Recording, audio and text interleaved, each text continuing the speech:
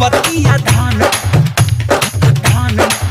रोज रोपतिया धान मुस्काना रे तनिक लागत नहीं ऊपर कहना रे रोज रोपतिया धान मुस्काना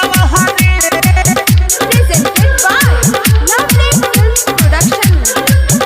रोज रोपतिया धान मुस्काना रे आप सुन रहे हैं अमित पटेल की आवाज में। हर चैत में कैला सकटनी रे तब नहीं ओकरा के डटनी रे ए यार हरे लागता कि जेठ बैसाख में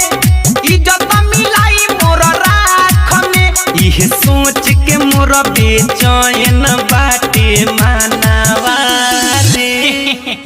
अरे ये व्यास काहे मुंह लटका के बैठे हैं। हर का बताई तनिक लागता नहीं ओकर रहनवा रे रोज रोपतिया धान मुस्कानवा रे निक लागता नहीं ओकर रहनवा रे रोज रोपतिया धान मुस्कानवा रे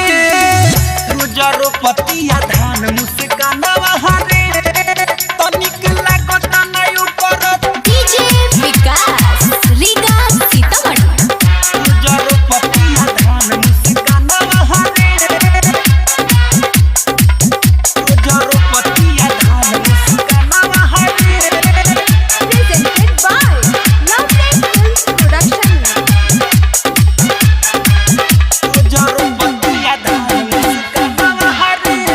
बानी हम पगलाइल रे तनी ना शरमाइल रे अरे तो इसमें चिंता की क्या बात है, बड़े बड़े देशों में छोटी छोटी बातें होती रहती है। अरे बानी हम पगलाइल रे तनी ना शरमाइल रे दिन भर घूमे खेते खेते बहुत बियाया गराइल रे दिल पर चोट बला गल रे कर के उ छोड़ी पागल रे सब माटी में मिलावे मोरा यार मनावा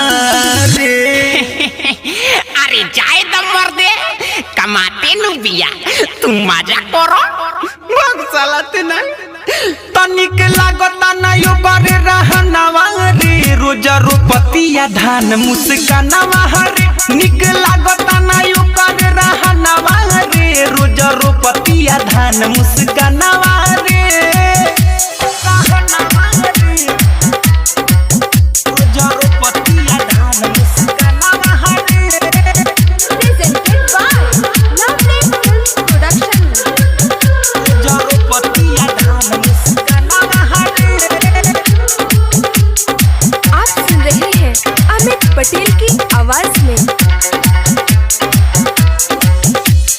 दुख बाई है बाते से कुचले इज्जतिया लाते से अरे मर्दे तब तो बहुत मन बड़ुआ बिया हो। हो भाई